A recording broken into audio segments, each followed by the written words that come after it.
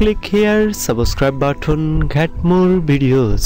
Hello viewers, আমার চ্যানেলের video tutorial যেখান থেকে ভিউ করছেন সবাইকে আমার চ্যানেলের পক্ষ থেকে স্বাগতম। সো আজকে আমার ভিডিও টিউটোরিয়াল হচ্ছে অ্যাডোবি ফটোশপের মধ্য দিয়ে কিভাবে নতুন ওয়েতে বা নতুন পদ্ধতিতে বা সহজ নিয়মে কিভাবে আপনি পাসপোর্ট সাইজ পিকচার কিভাবে ক্রিয়েট করবেন এবং কিভাবে পেইন্ট করবেন, সো সেই সম্পর্কে আপনাদের মাঝে আমি উপস্থাপন করব। চ্যানেলের ইন্ট্রোর পর আপনাদের সামনে আমি উপস্থিত হচ্ছি।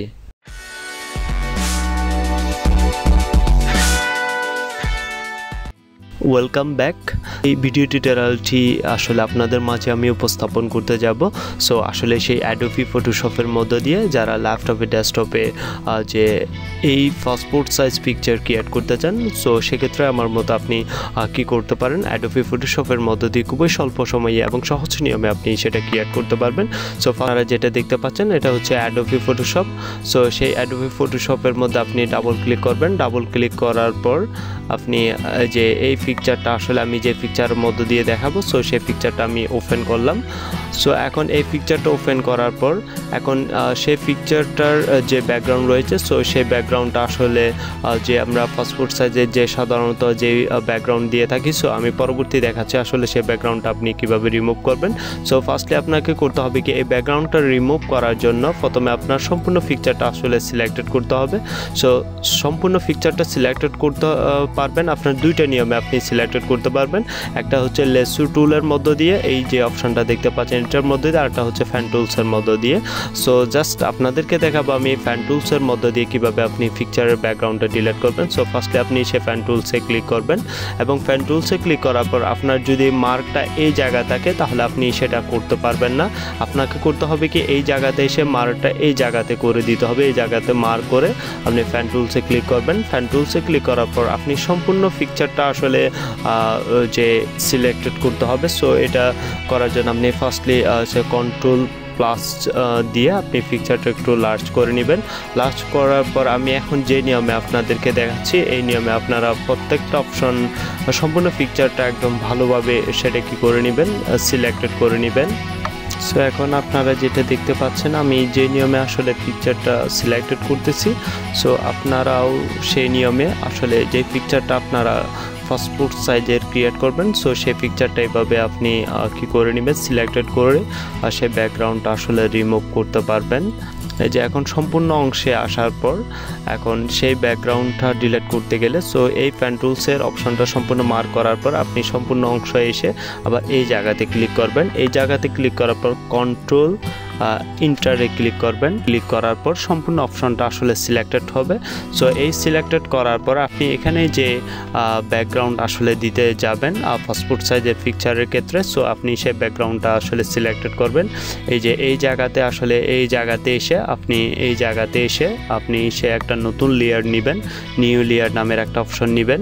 সো এখানে এটাতে ক্লিক করার পর আপনি এই ফাইল অপশনে গিয়ে আপনি নতুন একটা লেয়ার আসলে নেবেন। সো এই লেয়ার নেওয়ার পর আবার অনেক ক্ষেত্রে নতুন লেয়ার নেওয়ার পর এখানে যে হোয়াইট অপশানে সিলেক্টেড থাকে, সো এই হোয়াইট অপশানটা আপনি ব্যাকগ্রাউন্ড কালার করে দিবেন। সো আপনি এখন এখানে যে কালারটা সিলেক্টেড করেছেন আসলে সেই কালারটা সেখানে শো করবে। সো এখানে ব্যাকগ্রাউন্ড কালারে ক্লিক করার পর আপনি ওকেতে ক্লিক করবেন। ওকেতে ক্লিক করার পর আপনি এখন এখানে যে ব্যাকগ্রাউন্ডটা দেখতে পাচ্ছেন, সো সেই যে নিউ লেয়ার নামের যে ব্যাকগ্রাউন্ডটা আসলে আপনার পিকচারের অবস্থানে থাকবে, ব্যাকগ্রাউন্ডে থাকবে। সো আপনি একই সেম নিয়মে আপনার যে পিকচারটা আপনি সিলেক্টেড করেছেন, সো সেই পিকচারে আসবেন।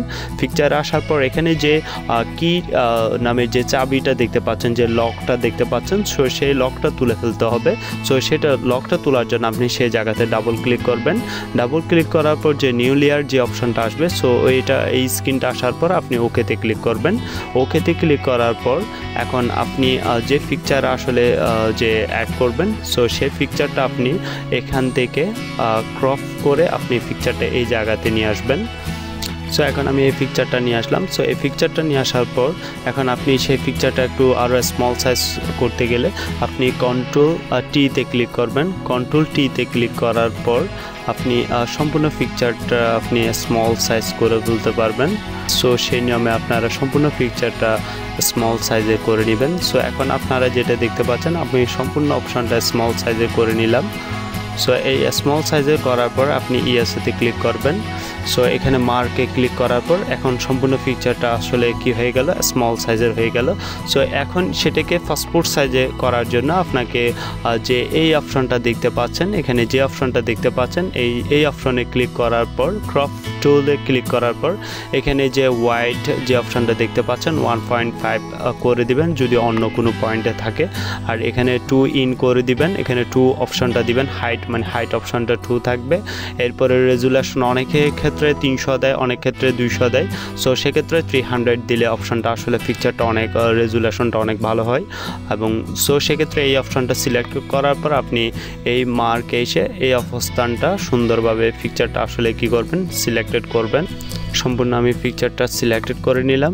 সিলেক্টেড করার পর আপনি এখানে যে মার্কে ক্লিক করবেন, মার্কে ক্লিক করার পর এখন পিকচারটা পাসপোর্ট সাইজের হয়ে গেল। সো এখন আপনারা এখানে যে পিকচারটা দেখতে পাচ্ছেন, সো এই পিকচারের মধ্য দিয়ে আপনারা এখানে 2টা লেয়ার দেখতে পাচ্ছেন এই জায়গাতে। সো এই জায়গাতে 2টা লেয়ারটা আপনি এক লেয়ারে পরিণত করার জন্য আপনাকে করতে হবে কি, কন্ট্রোল ইতে ক্লিক করবেন। কন্ট্রোল ইতে ক্লিক করার পর নতুন একটা লেয়ার। সো এখন এক লেয়ারে পরিণত হওয়ার পর আপনি এইখানে যে মার্কটা দেখতে পাচ্ছেন লকটা, এটা তুলে দিবেন। এটা ওকেতে নিউ লেয়ার নামের অপশনে এখনই সেটা তুলে দেওয়ার পর আপনি এই পিকচারটা আসলে পাসপোর্ট সাইজের পিকচারটা যদি আপনি পিন করতে যান, সো এটা পিন করতে গেলে আপনাকে এই মার্কে ক্লিক করে এসে এই জায়গাতে হোয়াইট টাইপের একটা নতুন লেয়ার নেবেন। সো এখন আপনি নতুন লেয়ার নিউ লেয়ার নেওয়ার পর এখানে যে এখন আপনারা যেটা দেখতে পাচ্ছেন, এখানে আমি নতুন একটা নিউ লেয়ার নিলাম।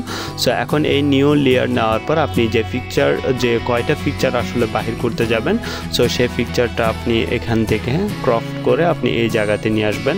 সো এই জায়গাতে নিয়ে আসার পর আপনি কন্ট্রোল টি দিয়ে পিকচারটা সিলেক্টেড করে সম্পূর্ণ পিকচারটা এইভাবে স্মল সাইজ করে নেবেন। সো এই জায়গাতে আমি স্মল সাইজ করে এখানে বসাই দিলাম। সো এখন আপনারা আসলে দেখতে পাচ্ছেন আসলে এই পিকচারটা আসলে কি স্মল সাইজের মধ্যে কি পাসপোর্ট সাইজ আসবে। আসলে আমি যে রেজুলেশনটা আপনাদেরকে দেখিয়েছি, যে হাইট এবং হোয়াইট যে অপশনটা রেজুলেশনটা, সো সেই নিয়মে আপনি প্রিন্ট করার পর আপনার রেজুলেশনটা পাসপোর্ট সাইজের পিকচার হয়ে সেটা আসবে। সো এখন এটাতে ক্লিক করার পর এখন আপনি আরও অনেকগুলো পিকচার বাহির করতে যাবেন।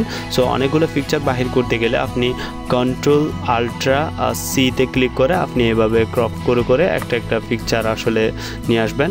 এভাবে কপি করে মধ্যখানে কিছু জায়গা আসলে খালি রাখতে হবে, এভাবে একটা করে সম্পূর্ণ অপশনে সাজাবেন।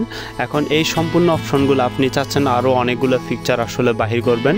সো সেই ক্ষেত্রে আপনাকে করতে হবে কি, সম্পূর্ণ পিকচারগুলো এক লেয়ারে নিয়ে আসার জন্য আপনাকে কন্ট্রোল ইতে ক্লিক করে প্রত্যেকটা পিকচার আসলে আপনি কি করে দিবেন, সিলেক্টেড করে দিবেন। সিলেক্টেড করার পর সম্পূর্ণ পিকচার আসলে কি হয়ে যাবে, এক লেয়ারে পরিণত হবে সম্পূর্ণ। এখন কন্ট্রোল ইতে ক্লিক করলে সম্পূর্ণ পিকচারটা এক লেয়ারে পরিণত হবে।